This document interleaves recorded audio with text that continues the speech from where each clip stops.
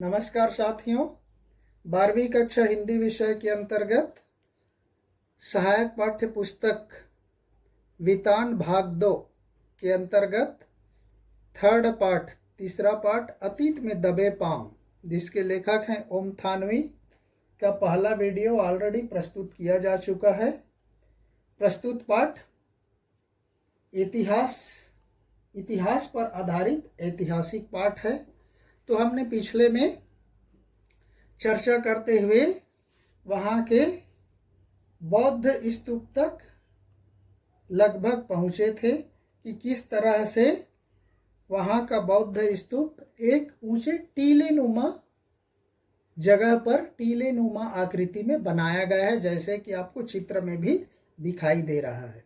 यह बौद्ध स्तूप भारत का सबसे पुराना लैंडस्केप है। लैंडस्केप उसको कहा जाता है जो सामान्य धरातल से ऊपर का भूदृश्य होता है, जो प्राकृतिक रूप से दिखाई देता है। तो ये ऐसा दृश्य है। इस स्तूप को देखकर दर्शक रोमांचित हो उठता है। इतना प्राचीन स्तूप न जाने कितनी सभ्यताओं का गवाह है, साक्षी है। यह स्तूप वाला चबूतरा मोहनजोदड़ो के सबसे खास हिस्से के एक सिरे पर स्थित है। इस भाग को पुरातत्व के विद्वान गढ़ कहते हैं। गढ़ मतलब जो सामान्य धरातल से ऊपर ऊंचा उठा हुआ भाग है। राज्य सत्ता व धर्म सत्ता के केंद्र चार दीवारी के भीतर ही होते थे, बाकी शहर गढ़ के कुछ दूर स्थित है। संसार में गढ़ के स्वरूप संभवतः मोहनजोदड़ो के इस रूप से ही प्रभावित है। संसार में जितने भी गढ़ बने शायद वो इसी का नकल किया हुआ है, इनकी प्रतिकृति है। मोहनजोदड़ो में यह अकेली ऐसी इमारत है जो अपने मूल स्वरूप के बहुत नज़दीक बची रह सकी है, अन्यथा अन्य शेष इमारतें आज टूटी फूटी अवस्था में ही, खंडहर अवस्था में ही मिलती हैं। सिंधु घाटी में व्यापार के साथ साथ वहाँ कई तरह के खेती बाड़ी का भी काम होता था। बहुत ही उन्नत किस्म की खेती होती थी और यह खेतीहर और पशुपालक सभ्यता थी। यहाँ पर पाए जाने वाले खाद्यान्नों में देखिए ज्वार, बाजरा और रागी की उपज होती थी। इसके अलावा खजूर, खरबूजे और अंगूर भी उगाते थे। कपास की भी खेती होती थी। मोहनजोदड़ो में सूत की कताई बुनाई के साथ रंगाई भी होती थी। रंगाई का एक छोटा सा कारखाना भी खुदाई के दौरान मिला है।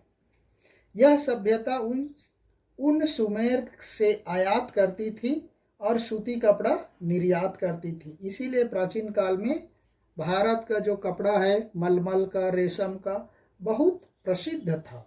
इस सभ्यता को तांबे का ज्ञान था, क्योंकि सिंध में पत्थर भी था और राजस्थान में तांबे की खानें हैं। इनके ही उपकरण उस जमाने में खेती बाड़ी में काम आते थे। यहाँ रबी की फसल भी अच्छी होती थी, जैसे कपास, गेहूँ, जौ, सरसों, चने। इसकी उपज के पुख्ता प्रमाण खुदाई के दौरान मिले हैं। महाकुंड के उत्तर पूर्व में एक बहुत लंबी सी इमारत के अवशेष मिलते हैं, बचे कुछ भाग, जिसमें दालान, बरामदे, छोटे छोटे कमरे बने हुए हैं। दक्षिण में भी एक भग्न इमारत है, एक टूटा फूटा इमारत है, जिसमें 20 खंभों वाला एक बड़ा हॉल बना हुआ है, 20 खंभे वाला।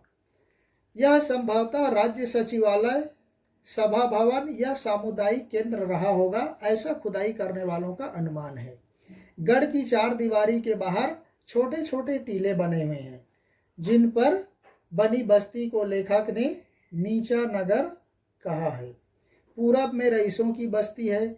इस बस्ती में बड़े बड़े घर हैं, चौड़ी सड़कें हैं, कुएं भी अधिक हैं। मोहनजोदड़ो की खुदाई कराने वाले पुरातत्ववेत्ताओं के संक्षिप्त नाम से मोहल्ले बनाए गए हैं, जैसे दीक्षित काशीनाथ की खुदाई वाले एरिया को डीके हल का नाम दिया गया है। डीके के नाम पर 2 हल्के हैं। डीके हल्का सबसे महत्वपूर्ण माना जाता है। शहर की मुख्य सड़क फर्स्ट स्ट्रीट यहीं पर है। यह बहुत लंबी सड़क है, अब तो आधा टूट फूट करके खत्म हो गया है, थोड़ा सा आधा मील बचा हुआ है।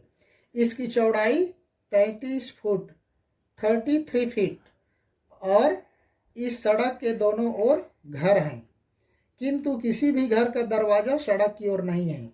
किसी भी घर का दरवाज़ा सड़क की ओर नहीं है, उनके दरवाजे अंदर गली में हैं। मुख्य सड़क की ओर पीठ का भाग है, पीछे का भाग है। किसी के घर जाने के लिए पहले मुख्य सड़क से सेक्टर की गली में जाना पड़ता है। जैसे कि आज के उसी नमूने का शहर माना जाता है, चंडीगढ़ को कहा जाता है बेस्ट प्लानिंग सिटी माना जाता है विश्व का, और उसके घर इसी मोहनजोदड़ो के तर्ज पर बनाया गया है, ऐसा लोगों का मानना है, उनका कहना है।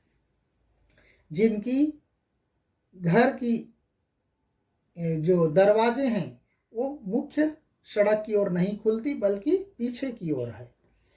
सड़क के दोनों तरफ समानांतर ढकी हुई नालियां हैं। नालियों को पूरी तरह से ढक दिया गया है। हर घर में स्नान घर है, जैसे आज के शहरों में व्यवस्था है। खुली नालियां भीतर बस्ती में भी नहीं है, नाली कहीं पर भी खुली नहीं है। आज के तो हमारे शहरों में सभी अव्यवस्था फैली हुई है। उस जमाने में उस मोहनजोदड़ो के शहर में ऐसा नहीं था। घर का पानी पहले घर की हौदी में आता, एक बड़ा सा गड्ढा रहते उसमें आता, फिर सड़क की नाली में आता है। बस्ती के भीतर 9 से 12 फुट चौड़ी सड़कें, 9 से 12 फीट चौड़ी सड़कें हैं। बस्ती में कुएं हैं। पूरे मोहनजोदड़ो में लगभग 700 कुएं हैं। अब अंदाजा लगाइए, पूरे उस शहर में 700 वेल्स हैं, कुएं हैं। और सिंधु घाटी की यह सभ्यता नदी, कुएं, कुंड, जो पानी का कुंड है, स्नानागार और बेजोड़ पानी निकासी के कारण इसको जल संस्कृति भी कही जा सकती है। इसीलिए उस संस्कृति को जल संस्कृति की नाम दिया गया, क्योंकि वहाँ पर इतने सारे कुएं, कुंड, स्नानागार बने हैं कि वहाँ जगह जगह पानी की सुविधा थी। बड़ी बस्ती में पुरातत्व शास्त्री काशीनाथ दीक्षित के नाम पर एक हल्का DKG कहलाता है। यहाँ घरों की दीवारें ऊंची और मोटी हैं। शायद यहाँ 2 मंजिले मकान रहे हों। कुछ दीवारों में छेद है, जिससे अनुमान यह लगाया जाता है कि शायद ये सहतीर के छेद हों। सहतीर मतलब उसको बीच बीच में बांस डाल करके, लकड़ी डाल करके ऊपर दीवार को उठाने के लिए बनाए गए हैं, छेद हैं।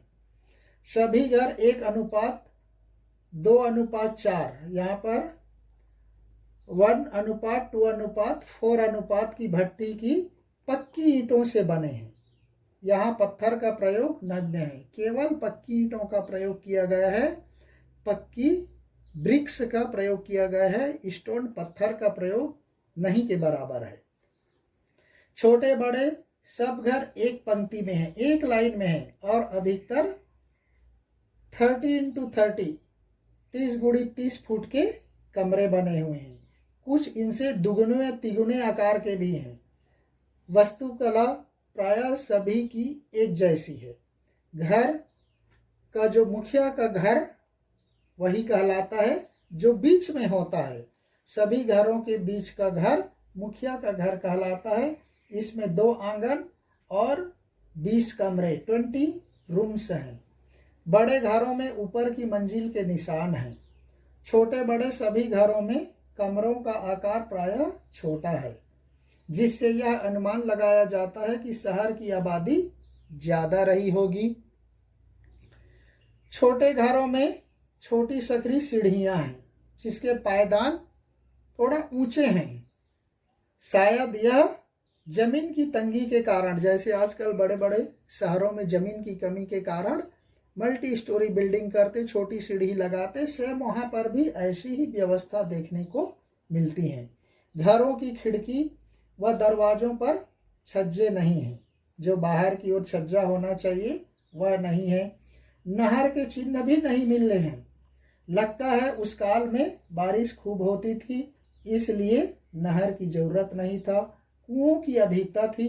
कभी पानी के अभाव में इलाका उजड़ा होगा और धीरे धीरे पानी कम होने के कारण यह शहर धीरे धीरे उजड़ गया। जैसे आजकल के कई शहरों को कहा जाता है कि आने वाले दिनों में वहाँ पानी नहीं होगा, और पानी नहीं होने से व्यक्ति कैसे रह सकता है।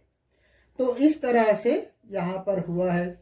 मोहनजोदड़ो की गलियों व घरों को देखकर लेखक को राजस्थान का घर याद आ जाता है, जहाँ पर ज्वार बाजरे की खेती व बेर तो समानता के कारण है ही। इसके अतिरिक्त जैसलमेर का कुलधरा गांव भी तो मोहनजोदड़ो की याद हमें दिलाता है। इस गांव के निवासी अपने राजा से तकरार के कारण, उससे मतभेद के कारण, लड़ाई झगड़े के कारण सारा गांव खाली करके चले गए थे। अब वहां पर पीले पत्थरों से बना यह सुंदर गांव अपने बाशिंदों की मानो प्रतीक्षा कर रहा है। राजस्थान के समान ही गुजरात, पंजाब और हरियाणा में भी इसी तरह के कुएं, कुंड, गली कूचे, कच्ची पक्की ईंटों के कई घर भी आज वैसे मिलते हैं जैसे हजारों साल पहले हुए हैं। तो यहीं पर समाप्त करते हैं। धन्यवाद।